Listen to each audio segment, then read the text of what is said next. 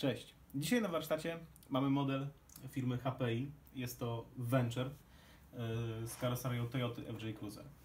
Dostaliśmy ten model około tydzień temu, żeby przeprowadzić testy w terenie, przyjrzeć mu się dokładniej, no i ogólnie powiedzieć, co o nim myślimy.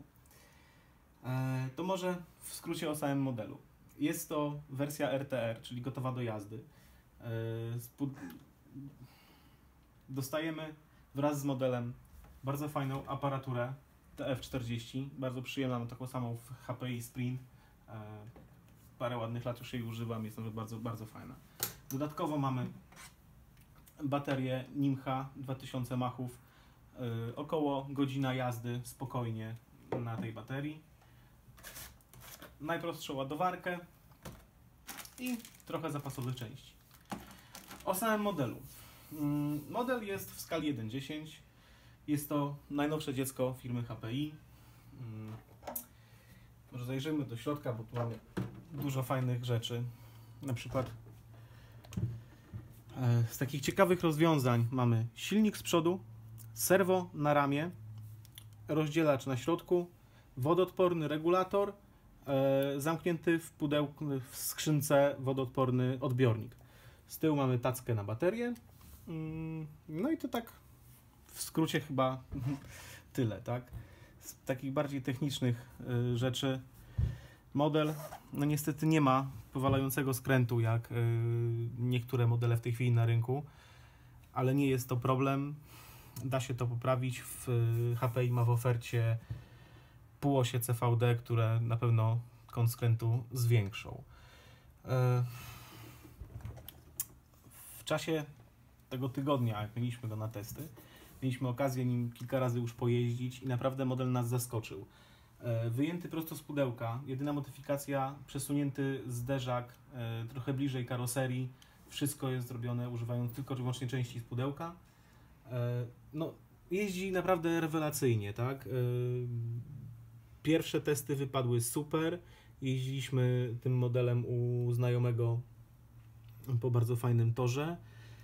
Wczoraj byliśmy na dużym spotkaniu i naprawdę chyba nie było osoby, która by stwierdziła, że coś z tym modelem jest nie tak. Jako model wyjęty prosto z pudełka radzi sobie genialnie. W sumie, co mogę powiedzieć, tak? Na początku mieliśmy delikatne, może nie wiem jak to... Wątpliwości. Tak. Na początku mieliśmy wątpliwości a propos opon. Opony po wyjęciu modelu wydawały się bardzo twarde i tak jakby miały nie pracować. Po tych kilku jazdach opona jest naprawdę dość miękka. No nie jest to bardzo miękka opona, ale nie jest źle. Dodatkowo muszę powiedzieć, że po kilku jazdach na skałkach, trochę w błocie i naprawdę w zróżnicowanym terenie opona zaskakuje, tak? Model jest w stanie wjechać wszędzie tam, gdzie wjeżdżają pomodzone watery, aksjale i tego typu modele, tak? Myślimy, że problemem tych kół jest pianka. Tak, najprawdopodobniej, ponieważ opona sama w sobie jest dość miękka, no, fajnie się klei do siebie, więc mieszanka jest dobra, tylko no, ogólnie jest twarda, tak, więc prawdopodobnie jest to problem wkładki, która jest w środku, no i tego, że model jest naprawdę lekki, no nie jest dociążony. Myślę, że gdyby wymienić plastikowe felgi, które niestety są sklejone razem z oponą, no ale to jest praktycznie norma w modelach LTR, gdybyśmy wymienili to na cięższe felgi, na pewno byłoby lepiej. Co jeszcze ciekawego a propos samego modelu? Model, tak jak wspomniałem, ma serwo na ramię, przez co ma troszeczkę inaczej rozwiązany układ skrętny, tak? Mamy dwa drążki, jeden to jest łącznik od serwa do zwrotnicy, a drugi to jest drążek Panharda, który stabilizuje pracę całego układu kierowniczego. Sporym minusem, muszę powiedzieć, tego modelu to jest ten górny link, a dokładnie jego końcówka. Ona niestety dotyka i przyciera o oponę w czasie jazdy. Teoretycznie znalazłem sposób, żeby to obejść, będzie trzeba to przetestować, przekładając link na dół, wydłużając tutaj odrobinę śrubkę, tak, i opuszczając całość troszeczkę niżej, myślę, że unikniemy tego problemu. No ale to trzeba by sprawdzić, czy wtedy cały układ będzie dalej pracował tak, jak pracuje w tej chwili. Czym jest spowodowane to, że teraz kiepsko skręca? W tej chwili model jest na tak zwanych kielichach, tak? Przez co ograniczenie skrętu wynika po prostu przez konstrukcję samych kielichów. Gdybyśmy mieli tutaj CVD, wtedy sama ośka CVD skręci się troszeczkę dalej, więc sam też układ kierowniczy powinien się poprawić, tak? A czy w serwie... Tak, Właśnie, tak, dokładnie. słowami zabrakło. Bardzo dziwna rzecz. Tutaj oto widzimy Servo Saver. Jest to rzecz, którą się stosuje przy modelach szybkich, gdzie koła są, znaczy gdzie serwo jest narażone na uderzenie, że tak powiem, układu kierowniczego. W tym modelu, który porusza się powoli, jest to totalnie zbędna rzecz, a wręcz przeszkadzająca, ponieważ w trialu potrzebujemy dużo precyzji i musimy mieć możliwość skręcenia kołami na siłę czasami. No i mając Servo Saver niestety to będzie trochę przeszkadzało, no ale to jest rzecz, którą wymieniamy praktycznie od razu. Kilka osób zauważyło, że linki są strasznie miękkie. No, nie są zbyt twarde, tak? Ale nie zauważyliśmy problemu, taki jak na przykład w Axialu przy plastikowych linkach w momencie próby podjechania pod jakąś przeszkodę, tylny most potrafi się przesunąć, wyginając link, przesuwa się do przodu. Tutaj tego żeśmy jeszcze nie zauważyli. Podejrzewam, podejrzewam, że nie ma tego problemu, gdyż model jest naprawdę bardzo lekki. Opony robią, ale nie są mega przyczepne, więc no podejrzewam, że w trakcie modyfikacji, jak zmienimy koła, dołożymy wagę, wypadałoby wymienić linki na aluminiowe. Oczywiście w tej konfiguracji jest ten model trochę bezpieczniejszy, bo przy rolce czy coś mamy jakąś tutaj możliwość, no jest to elastyczne, więc nie wyrwie nam zwrotnicy, nie wyrwie nam mocowania linku. Tak, tutaj pani Sandra pokazuje nam tą oto śmieszną gruszkę, tak? Na płycie pod rozdzielaczem, aby opuścić cały rozdzielacz w dół, firma HPI po prostu zrobiła taką gruszeczkę, która na początku, jak oglądaliśmy model, wydawało się nam, że to będzie przeszkadzało. Powiem szczerze, nie zauważyłem z tym problemu. Model się prześlizguje ładnie po przeszkodach, nie ma jakiejś tam... No nie odczułem, żeby był to jakiś problem, tak? Myśleliśmy, że z tym będzie jakiś coś nie ten, ale wszystko moim zdaniem no nie przeszkadza, to jest najważniejsze. Jak widzicie, model już jest trochę porysowany, więc no dzisiaj jeździł prawie 3 godziny po torze w bardzo zróżnicowanym terenie, bo mieliśmy i trochę kamieni, i trochę błota, i innych takich fajnych dla nas przeszkód i naprawdę model w porównaniu z kilkoma innymi złotanymi samochodami, które tam były z nami, dawał radę, tak? Tam, gdzie powiedzmy seryjna Watera nie była w stanie podjechać, ten model wjechał bez większego problemu. Ustawiliśmy krótką trasę i chcieliśmy go przetestować z Traxxasem TRX-4. No niestety TRX-4 poległ, bo silnik się zapalił, więc musieliśmy do dalszych testów użyć mojej Toyoty. Coś powiesz o końcówkach wałów? Bo w Waterze jest problem.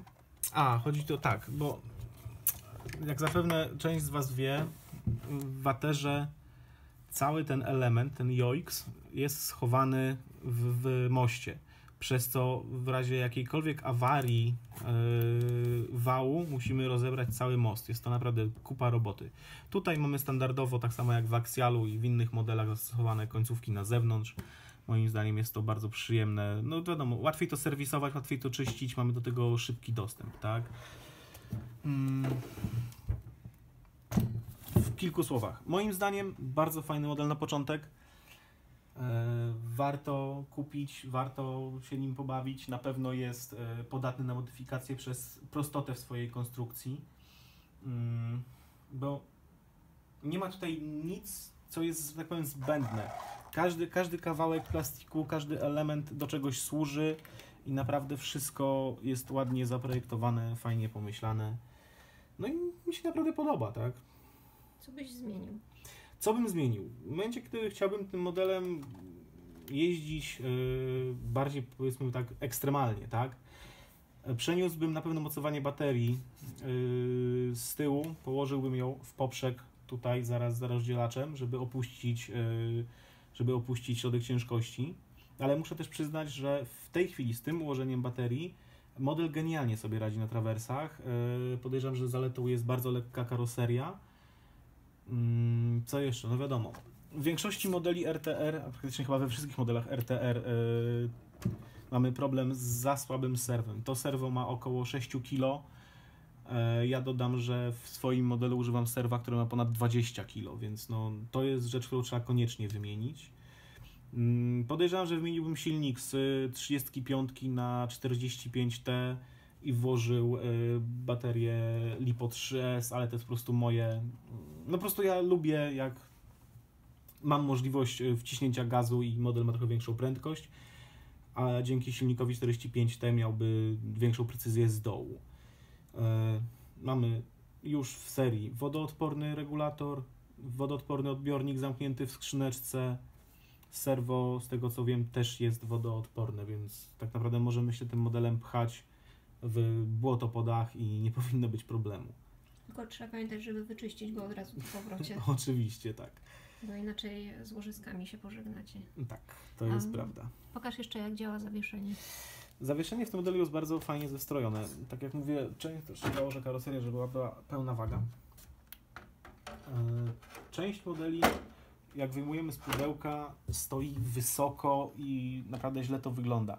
Ten model, jak widzicie, jak go odstawiam, on się opuszcza.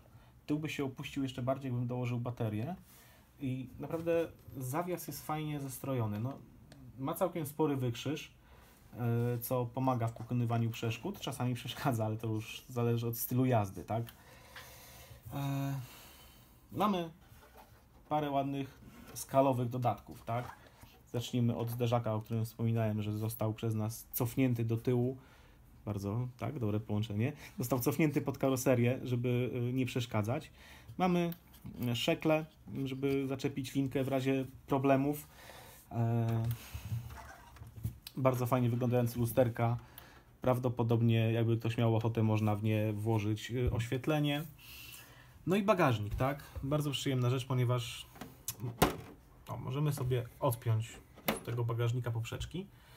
Możemy coś na niego położyć, tak? Jest fajny to gadżet. No, część modeli dostajemy naprawdę gołych. W tym modelu nie dość, że mamy bagażnik, mamy lusterka, mamy też pełnowymiarowe koło zapasowe.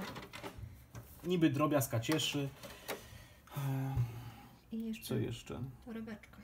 Tak, a właśnie, a propos części zapasowych, które dostajemy. Ładnie nam wszystko rozsypie. Te dwa elementy, za chwilę Wam powiem, o co chodzi. Więc tak, mamy zaślepkę zderzaka, jakby ktoś chciał wyrzucić tylni albo przedni zderzak, żeby to od razu, ponieważ mocowanie zderzaka robi też za usztywnienie ramy, po prostu wymieniamy ten element i możemy zdjąć przedni albo tylni zderzak. Mamy dodatkowe końcówki wałów. To są elementy, które były oryginalnie zamontowane tutaj z przodu, przez co zderzak nam bardzo wystawał. Widzicie, zderzak był tutaj, a więc myślę, że ponad centymetr, jak nie więcej, zderzak został cofnięty, co ułatwia najazd na przeszkody. To jest bardzo fajny patent. Nie wszyscy ludzie lubią mieć serwo na ramię, ponieważ podnosi środek ciężkości i niektórzy twierdzą, że to jest dziwne. Mi to się podoba, bo wygląda bardziej jak w prawdziwym samochodzie, ale dzięki temu elementowi dokładanego możemy go dołożyć na most i serwo przenieść na most.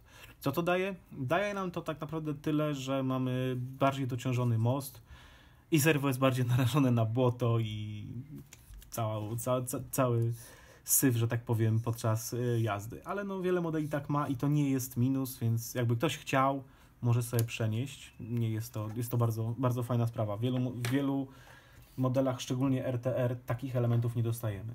Kolejnym fajnym elementem jest ten wspornik. To jest wspornik do wymiany górnego linka, który jest tak zwanym Y, sierżantem, na system czterolinkowy, tak? Czyli montujemy sobie w miejsce tamtego ten element, robimy sobie 2 linki i mamy wtedy troszeczkę inaczej skonfigurowane zawieszenie. Puścisz troszkę? Opuścić? W drugą stronę. W drugą stronę. Czy to ma jakąkolwiek różnicę w czasie jazdy? Moim zdaniem nie wiem. Nie, no chyba nie, bo to tak naprawdę nic nie zmienia. Ale czemu się... Ja na przykład nie lubię Y-ów. O, jak tutaj dasz radę tutaj spojrzeć? Tutaj mamy mocowanie na kuleczkę. Ta kuleczka potrafi się wyrabiać. Nie wiem, jak będzie w tym modelu, za krótko go niestety mamy, ale na przykład w aksjalach bardzo często to mocowanie się wyrabiało, cały most się obracał. Dlatego lepiej wymienić na czterolinka i tego problemu już nie będzie. Dobrym rozwiązaniem jest to, że ten element, nie wiem, gdzie go tutaj ułożyłeś, tak naprawdę odkręcasz od mostu tamten i przekręcasz ten, a dokładnie. nie we wszystkich modelach to jest. Nie, niektóre modele mają tylko możliwość na czterolinka, tak jak na przykład nowe mosty Axiala, tam się nie da tego przerobić, masz tylko czterolink i koniec, masz to odgórnie narzucone, nie masz możliwości założenia serwa na most, musisz kombinować. Także HPI odrobiło tutaj lekcję zdecydowanie. Tak, to prawda. No już samo to, że jest silnik przeniesiony naprzód, to jest bardzo duży plus. Dużo ludzi lubi montować wnętrze do modelu, żeby wyglądał bardziej realistycznie. Wyobraźcie sobie, z całym tym silnikiem i wszystkim, to by była taka duży element, który by przeszkadzał. W tym momencie mamy naprawdę płasko, nisko, więc jesteśmy w stanie zrobić bardzo ładnie wyglądające wnętrze. Jak już jesteśmy przy rozdzielaczu, tutaj mamy nakrętkę, śrubkę do regulacji docisku sprzęgła. Bardzo moim zdaniem fajny patent, ponieważ nie trzeba nic rozbierać, mamy to na zewnątrz, więc łatwy dostęp do regulacji w trakcie jazdy, możemy sobie ustawić to pod siebie w każdym momencie jak chcemy. Jakie zęby są? Czy zębatki? Zębatki w tym modelu są metalowe, wszędzie, w przekładni, w rozdzielaczu i w mostach. Rozdzielacz ma bardzo fajny moduł, zębatek są bardzo duże, więc myślę, że nie ma szans ich zmielić. Jakbyście chcieli zobaczyć wszystkie wnętrzności, to tutaj powinien się pojawić teraz odnośnik na górze do naszego live'a. Tak, dokładnie. Tak. Bo tam rozbieraliśmy ten model na części pierwsze. Dokładnie. Co jeszcze możemy powiedzieć? To miałeś powiedzieć, co to jest. Tak. Te 2 elementy w serii były przykręcone tutaj. Służyły do tego, żeby lepiej trzymać baterię, która była dostarczona fabrycznie. Moim zdaniem nie jest to konieczne, ponieważ bateria idealnie się tutaj wpina, nawet bez tych elementów, siedzi dość sztywno, nie powinna nam wypaść. Je musieliśmy zdjąć, ponieważ ja używam Lipo Hard w twardej obudowie, one są troszeczkę wyższe, bardziej kwadratowe, dlatego przeszkadzało, trzeba było to zdemontować. Co jeszcze? Jeszcze dostajemy spineczki. Tak, rzecz, która się zawsze gubi. Mamy 2 malutkie spinki, nawet 3 malutkie spinki do mocowania tutaj koła zapasowego. No i 2 normalne duże. I śrubki do mocowania wałów. Bardzo fajna rzecz, to są rzeczy, które się zawsze gubi, więc dobrze, że dali. Jeszcze jeden plus ma karoseria. Jaki plus ma karoseria? I tutaj trochę się śmiejemy ze wszystkimi, że tym wygrywa z TRX-em. Tak, są przezroczyste szyby. To jest genialny patent. No, ja nie rozumiem, jak w modelach, które wyglądają realistycznie, producenci mogą zamalowywać szyby. Tutaj mamy szyby przezroczyste, więc możemy zrobić pełnowymiarowe wnętrze i będzie to ładnie wyglądało. No i to, tak mi się wydaje, chyba wszystko. No. To teraz pytanie. Dla początkującego nada się ten model? Jak najbardziej. Jak najbardziej. Powiem szczerze, w tej wersji, czyli z tym słabym serwem i z tymi bez przełożenia baterii, ten model sobie dzisiaj i wczoraj radził genialnie, tak? No, zawstydził wiele zmotanych modeli, więc moim zdaniem jest to świetny model na początek. Tak. To chyba tyle. Chyba tak. Dziękujemy. Dziękujemy. Do następnego razu.